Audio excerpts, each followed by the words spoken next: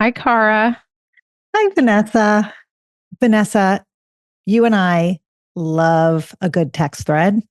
We love it between ourselves and we use it a lot in our family, right? The family chat, it's a thing. And yet, there are a lot of questions popping up, reasonable questions about how to use tech responsibly, how to be less tethered to our phones. And I'm wondering where the family chat falls onto this spectrum. So, in today's episode, we're going to cover it. So, we are looking at a time of year where our family group chats become increasingly important for being connected to kids, our parents, our siblings, just feeling connected to people at all as life gets really busy and people are scattered literally all over the country. Yeah. I mean, let's just pull the lens back for a second. When we were growing up, the way that we communicated with our families, whether it was our parents who were setting the rules or our siblings who were maybe sometimes helping us break the rules, I don't know. But the way we communicated was verbal, occasionally written, right? You'd leave a note, I'll be back by dinner, landline. Like if I wasn't back, my mom might call a house where she knew I was or I was supposed to be. And now flash forward to the world of family texting and family chats. It's an incredibly powerful tool, right? Everyone in the family can stay connected. Everyone can know where everyone is. And then when you become an empty nester like yours truly, you still feel connected in a healthy way. Don't get like there's a healthy way and there's an unhealthy way, but like I think you can still feel you can share your joys and you can share something funny, a meme, or you can share that something bad happened through this vehicle of the family chat, which just was unimaginable when we were growing up. Yeah. I mean, when we were kids, of course, we didn't have cell phones. So if we were going to be late or needed to be picked up or, whatever the case was, we would have to arrange it ahead of time and just everybody needed to show up when they were going to show up. My mother was always late for pickup. So Nick and I spent a lot of time waiting around at school as the last children to be picked up. And if I I would guess have if no idea what you're talking about. and I guess if we had phones, she could have texted and said, I'm running late. Don't worry, I'm coming. And we had to be home. Like I had a curfew and I had to be home by curfew because there was no texting my parents to say, oh, I can't get an Uber. It's saying 20 minutes. I'm going to be late for curfew. You just had to be home for curfew or there were consequences. Actually, I shouldn't say consequences. There were punishments for being late for Different curfew. time. Different time, different semantics. And then when we went to college, I mean, you and I are slightly different ages. And I feel like, so by the time I went to college, I actually had a phone in my room. I had my own phone line, but people I I'm know not just, that old, man. I had a phone. There were landlines in every oh, in room. your rooms. Cause I have Oh yeah. friends just a couple years older there was a payphone on the floor. That was what you used. And my husband, who grew up in England, like spoke to his parents once a week. They scheduled a call from the payphone. Well, I mean, that is a whole different podcast for a different day, which is sort of the frequency of calling and the level setting of that, whether it was from a payphone or a landline. Long distance calls were exceptionally expensive. Yes. And that set a very different pace for check in than, sort of what happens on our cell phones, which is, you might have a cell phone number that carries with you from when I lived in New York or when I lived in Baltimore, I never held on to those numbers. But if it was today, I would hold on to that one number and it would travel with me. And that undid all of this sort of, that was the beginning of the undoing of all this long distance charging, et cetera, et cetera. I mean, we don't have to analyze how phone companies charge, but the family communication of it all, you're right. It's so fundamentally different. And I think it speaks to a lot of different things. One is a topic that we are going to be getting into in our newsletter a little bit, and we will certainly be getting into in other podcasts, which is this idea of parental overinvolvement and parental anxiety. The Surgeon General came out with a statement recently, basically shining a light on how anxious parents are and parental mental health. And I think all this is really important to talk about in the context of the family chat, because the family chat is so wonderful for so many different reasons, which we're going to list all of them at the top, but there's a little bit of an underbelly to it all as well, which is sort of this tethering of people in a way that might not allow for the same degree of independence that we are describing from when we were younger. So I'm going to describe the family group chats in my constellation. And then Kara, you can describe yours, and then we can talk about the varying uses and impacts. So I have a family group chat with all of my English in-laws family. So my sisters-in-law and brothers-in-law and mother-in-law and nieces and nephews. And as kids come of age and have phones, they get added to the group chat. So it has about, 20 people on it. On message. On WhatsApp. On WhatsApp. Okay. On WhatsApp. So this the platform is significant. So I should say all of my large family group chats are on WhatsApp. This is not a paid advertisement from Meta. No, you're international.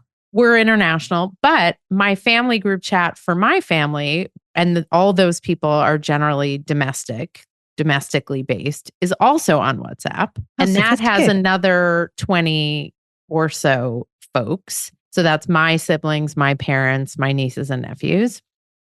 And then my nuclear family that I have created with Roger has a group chat. And then we have a series of other nuclear family group chats. As each kid has left the house, there's a smaller and smaller group chat that excludes the kids who are in college, who don't need to respond to what do you guys want to order for dinner kind of question. And are those chats on WhatsApp as well? They are all on WhatsApp.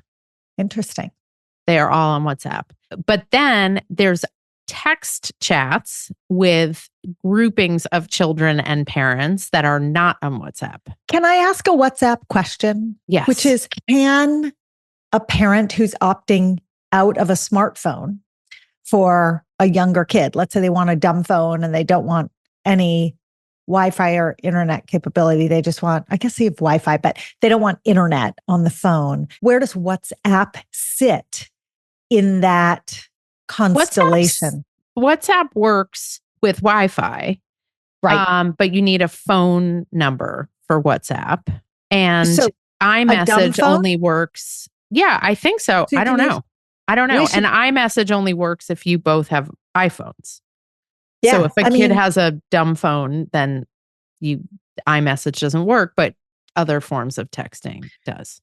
Right. So because there are a lot of parents who are sort of grappling with how to gradually introduce their kids to technology, especially on the heels of Jonathan Haidt's new book, The Anxious Generation, and the question being sort of how do we navigate that? So I'm a little bit of a Luddite, I guess. Our nuclear family chat is on messages. So iPhone, regular text thread. I certainly have WhatsApp family chats with my mom's family that are all based in England.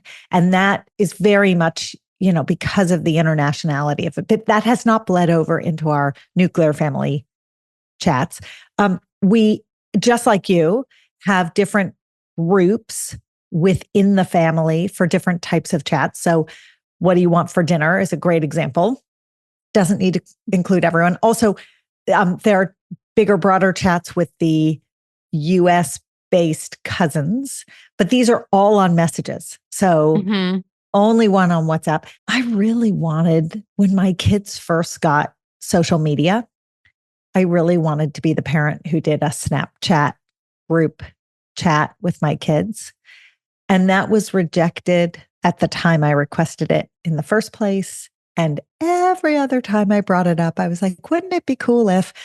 And the answer was no, it would not. And it was really my way of trying to get onto a social media platform, learn how it worked, sort of be in that environment a little bit and feel a little bit more fluid in that language or facile.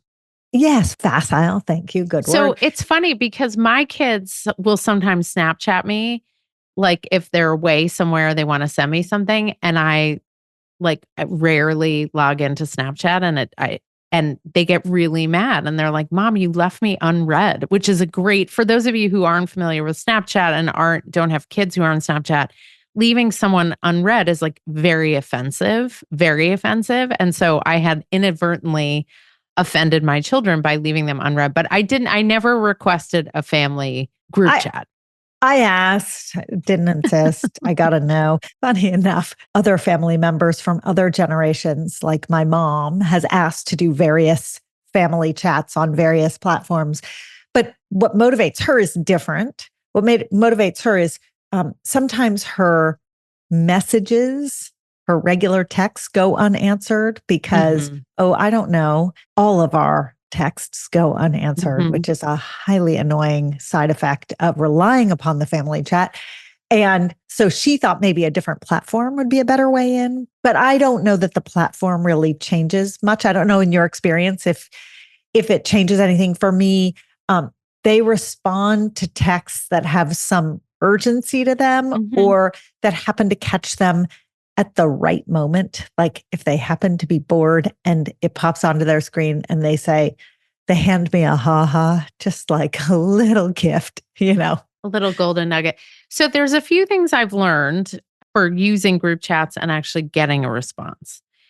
The first thing is if you send a picture of the dog, you will almost immediately get a response. So if I've texted just one individual kid or I've sent to the family group chat, the nuclear family group chat, if I send something and no one responds and then I send a picture of the dog, everyone responds to the picture of the dog.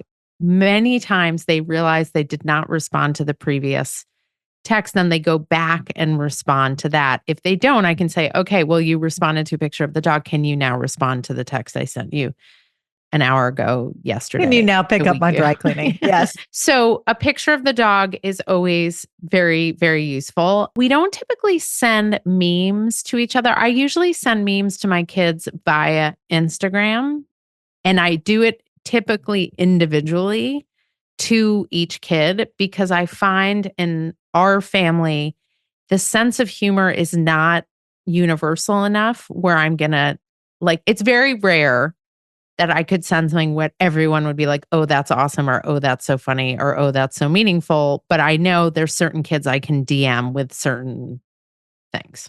And I think that's a really important point to pause on for a second, which is once your kids hit a certain age or stage where you're comfortable with them being on social media, one of the most powerful things you can do is to interact just enough with them on social media and DMing, direct messaging, a meme or a funny video that you see on your social media and sending it directly to their social media allows you to engage with them on a platform and to be in conversation on a platform that you may otherwise, you, Vanessa, are very, you're so good at Instagram and you. Oh, I didn't know where that was going. I was like, what is she going to say? You're so good at Instagram, unlike yours truly. I know that could have gone anywhere. But it allows people like me who are somewhat exhausted by the prospect of social media to begin with, to engage on a platform in a way that's less fraught. It's like, oh, I don't have to look at everyone's best life. We can laugh together at this one meme. And then it can also bring us into conversation about the platform because occasionally the things that I will send are jaw-dropping, kind of did you see this? But I don't have to yell, did you see this? All I need to do is forward it. And then I'll get the response that I'm looking for, which is a version of OMG, or can you believe they said that? Or that's so not true, or whatnot. Yeah. I mean, I would say the things that get shared in our nuclear family group chat wholesale, like a meme, a tweet, a TikTok, are things that are either universally funny to everyone, like stuff about dogs and their owners being the same living creature, because that's what Roger and Marty are like. They really Or are the they same really, living creature. they really are. Or things that reflect, and I don't mean to sound so like preachy about this, but this seems to be the trend. So I'm just noticing something. I'm not prescribing something for anyone else. Things that kind of reflect our family's values, or kind of sometimes more complex topics that are coming up either around the dinner table or in the world that affect our family. So things around the election, things around war happening, things around sort of concerning issues in the news, those things get shared to the whole family group chat, because it's like our way of kind of being in more meaningful, more serious conversation with our kids. Especially when your kids are not physically sitting around your dinner table anymore. Correct. Which is huge. But let's time travel back to when kids are younger, because there are people who are listening who are thinking, well, does this mean I'm supposed to be in conversation with my kids on tech? Because I don't want to do that. Right. And I want to be super clear. No, you don't need to use this modality at all. It's just that it can be used in a myriad of ways, not all of which are the ways that are cast in the media. Family group chats in particular, or group chats in general among any groups of people, can go every which way. And Vanessa, you have said for years, and this is the best line ever, that for those who are afraid of social media, we understand the data around social media, do not overlook the power of the 5th and 6th grade group chat. Because you want to talk about a training ground for bilious, bullying, unkind, no prefrontal cortex thinking. It lives in the 5th and 6th grade group chat, which is really, I think, important for us to bring into this conversation, because some parents are rightfully going to say, I don't want my kids in that group chat, and I don't want them in any group chat, and I want to keep them off of these devices a little bit longer. So to those families, we say, great, you can be in all sorts of chat. It doesn't have to involve technology.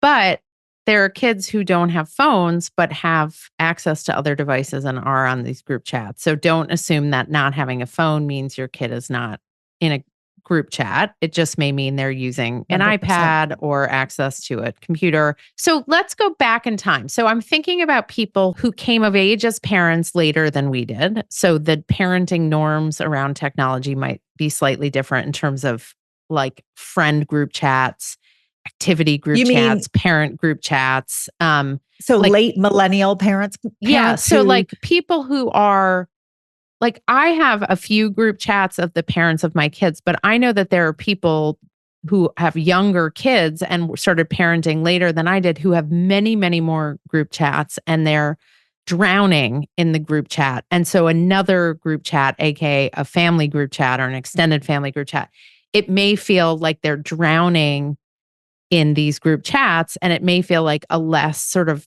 pleasurable, special, connected way to be in touch with their own family when they're navigating lots of group chats that are not for their family, but for the necessity of logistics, socializing, all of that. So I want to acknowledge that for some people, that's a big part of it. And then, Kara, you spoke to the point of people who don't want their kid on devices or people whose kids have devices, but schools have now introduced more limitations or even bans on cell phone use in schools. So one thing that I was thinking about this morning as I left my kids for their first day of school, it's my youngest first day of high school. And in the past, I would have texted my kids to check in and say, how's it going? How was first period? But he's not allowed to take You his. would? Really? I would text them. So, because they would have I knew when their free period was. So I would, because they were allowed to take out their phone during a free period and respond to texts or listen to music or whatever. But now the school, rightfully so, is much stricter about not even pulling a phone out during the school day. And I'm such an opposite parent to you. My kids, if they would text me from school, I don't know their schedule. I didn't know when they were in class, when they were at lunch. If they would text me from school, I'd be like, all caps, you are at school.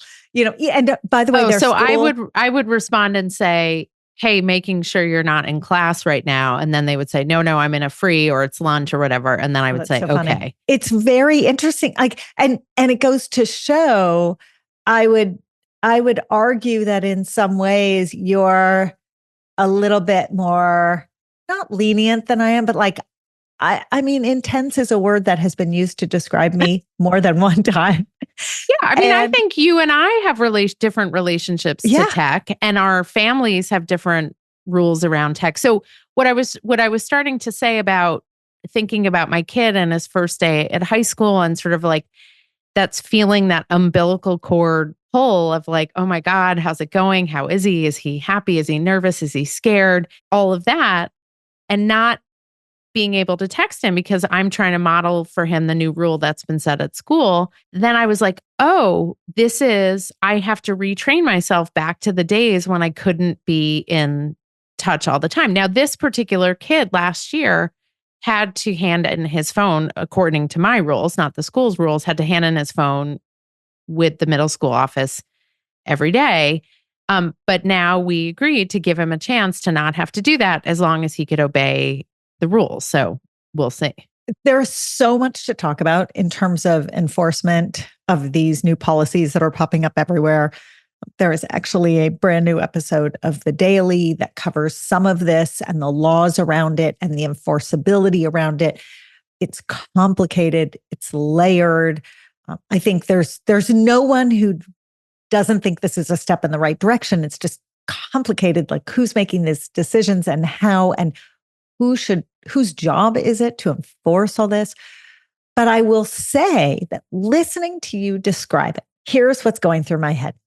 I'm thinking, when you can check in with your kids during the school day, they can share, let's say you text, let's turn back the clock a year. You do the thing, you send the text, how's your first period? And they reply, which is a near miracle. And the reply is pretty good. And you've had that little exchange, right? Then the day ends, and that conversation about how was your day is fast forwarded because you already actually know how the first part of their day was.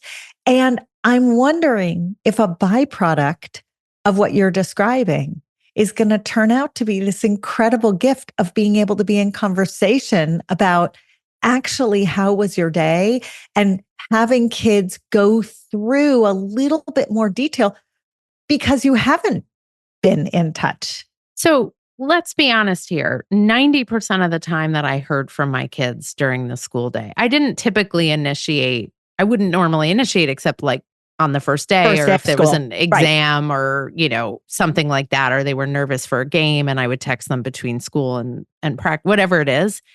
Normally, I heard from my kids because something bad happened.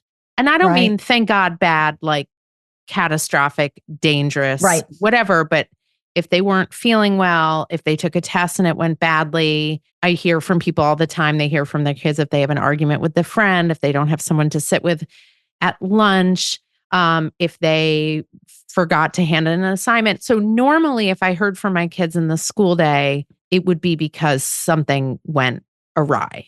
Which I think is a really important point to be making, because this is the biggest argument against the legislating of cell phones on school campuses. And it's not so much like I forgot my lunch or I had a bad test score, but the fear that many parents have that when something is terribly wrong at school, that kids cannot reach their parent directly.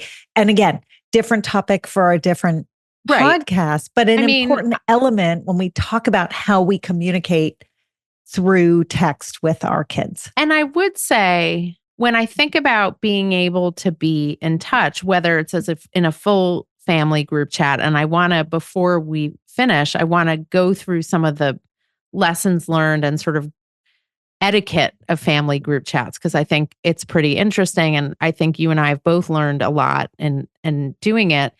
But when I think about being in touch with my kids, hearing from them, either as a whole group or individually, it brings me back to the advice that Lisa Damour often gives, which is that kids have to sort of dump their crap on you to get on with the business of their day. And so I knew enough, because this is what we do every day, to know that when I was hearing about bad things, my job wasn't to react, fix, or solve. My job was to hold whatever it was they dumped into my lap so that they could get to their next class and they could get on with their day. And that's an interesting function of the family chat. So there are individual chats that can happen between you and a child, you and a spouse, you and a friend. And then there are these group chats. And sometimes the group chat is actually an easier way to dump and move on. Mm. In my family dynamics, a one-to-one text usually elicits a lot of advice from me. You will not be surprised. But a group dynamic, I am far less likely to sort of hover and then land with my, this is the best way through. And instead, it's more often a venting ground. And then people respond with one of those, I don't know what the name is for the heart or the exclamation point or whatever that response character reactions. The reaction emoji, is that what it is? Or they respond with just an emoji or, or whatever. But I'm less likely to swoop in with my whole maternal fix-it kit. And I find it interesting that the group dynamic shifts my own personal response. But for me, it really does. Does it work that way for you? Yeah. I mean, I think I'm conscious of the group mentality and how what I say or how I react to stuff will be. There's a little bit of a mob rule. Totally. When you're putting stuff out there to like all of your kids or all of your family. So I am conscious. I feel like I have a second thought in the same way, frankly, that I have a second thought about posting pictures of my kids to the group and also posting pictures of my kids to the larger family group. I'm conscious of what I say and what I do. And so, yeah, I mean, I think our nuclear family group chat is one in which it's generally people encouraging each other, people sharing a good thing, a funny thing. It's a less vulnerable personal thing. I also know there are family group chats of which I'm not a part, which involve fans of certain teams in our family texting each other. And those are, I think, profanity filled and probably other things. So I am not part of those things, which is a self-selecting group. And I think that sort of encouragement, celebratory nature is true of our larger family group chats also. So like I have a brother who lives far away and he has small children who we don't see very often. And so that group chat is actually a lot of photos and videos of his kids as they grow up. This morning, our English group chat was first day of school pictures of my kids, first day of school pictures of my nieces and nephews in London. I'm also really aware that those group chats on some level are for the grandparents. So like for my parents to see grandchildren together, their children together, sort of exciting milestone life cycle stuff for my folks to feel a part of things. We're still working, which is incredible. Which is wonderful. And having suffered the loss of my father-in-law this summer, we want to cheer my mother-in-law up. So we post lots of happy pictures of everybody because it makes her feel good and it's less work for her to check a bunch of different text threads than it does to just look at the group chat. I will say my mother is still learning to understand the group chat etiquette in that she's a beautiful writer and she tends to write very long messages in the family group chat. And I think figuring out how to have more bite-sized stuff so the kids are more likely to read her messages in their entirety is probably something that she could work on. I don't know if you have any feedback you're going to be giving to the older generation in your family, Cara. I would say that my mom loves the family chat. She just loves text in general because of the photo sharing capability. That is like the I'm 5 minutes late piece is underutilized on text, but photo sharing is overutilized on text. And not only does it bring her joy to see all these pictures, but there's like an instant forward thing that happens where she shares with her friends. So it's funny to listen to you talking about how you self-edit what you share, because just like anything I might post on social media, I am so aware that whatever I put onto larger family chats may very well be sent out. And frankly, my kids are very aware that when they put an image on our nuclear family chat, it too might be shared out of love and, all those good things, but they self-edit what they share. I always get permission from my kids to post any pictures of them, like on social media. But I have now learned that stuff that they shared with me on the family WhatsApp or the group chat or via text, I have now learned to get permission from them to send to anybody else, to their grandparents, to friends, to whomever. Yes, lesson learned. And it wasn't that I did anything egregious. It was just there was a point where one of them sent me a picture and I sent it to someone else in the family and they were like, you know what, actually, I would prefer that was actually a private picture that I was sending to you. I don't love that picture of me, but I wanted you to know I was here or there or whatever. So I think that was a good lesson. So a few lessons learned in our family group chat. One is less is more. So if you're going to write messages, comments, editorialize, keep it short and tight. Two, if you're sharing photos, make sure everybody understands the rules of shared photos. Like, yes, it's okay for them to get forwarded. No, it's not okay. They're just for for this group chat. Three, if you're trying to get a response from your kid, pictures of the pet, the family pet are always a great way. Another great way I found are throwback photos of the kids themselves. So old photos of them when they were little, that also successfully elicits a response. And fourth, and this is something that we've grappled with actually with my youngest, who's newest to all this stuff, is making sure that notifications are on for the family group chat if we're using it as a way to communicate with each other in real time. If he doesn't get notifications that there's text coming through, he doesn't respond. And it can be very frustrating and could be hurtful and also just annoying logistically. So making sure that if you're expecting to get a response that the kids are actually, I know we're trying to cut back on notifications, but like just reviewing etiquette. Like sometimes I text my 14-year-old and I say something and I don't get a response. And I say, I actually need you to acknowledge that you've received this text and will be taking care of what I'm asking for. And then I get a text. So there's a little bit of etiquette to be reviewed with younger kids. Yeah, although to that etiquette point, I think it's nice training ground for checking your email. Is like, doesn't have to be on a notification. Right. There can be a check your text and check your email. For me, I have two big lessons learned. They're totally different from yours because all of your lessons I agree with.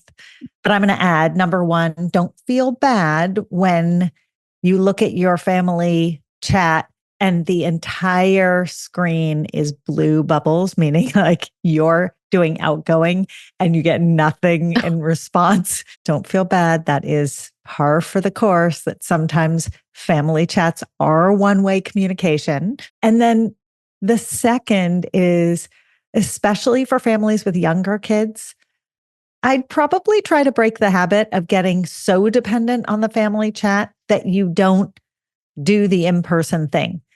For instance, when dinner is ready and you text the family chat that dinner is ready.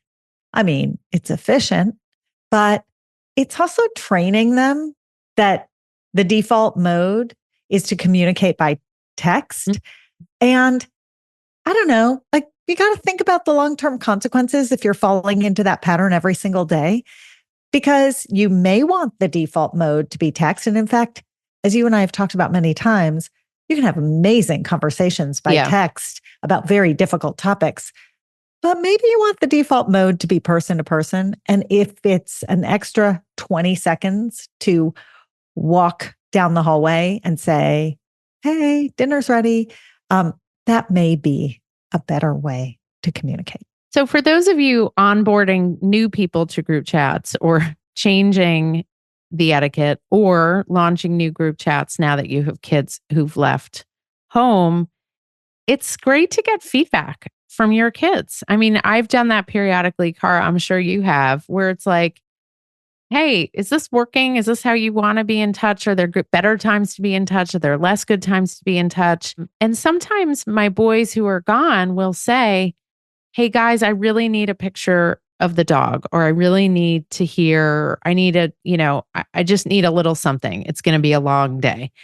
And so being able to communicate with them and also hearing from them what they need from us while they're not here is also super important. So good luck. If you have any tips in your own family, let us know, because we would love to add them to the conversation. Thanks, Cara. Thanks, Vanessa.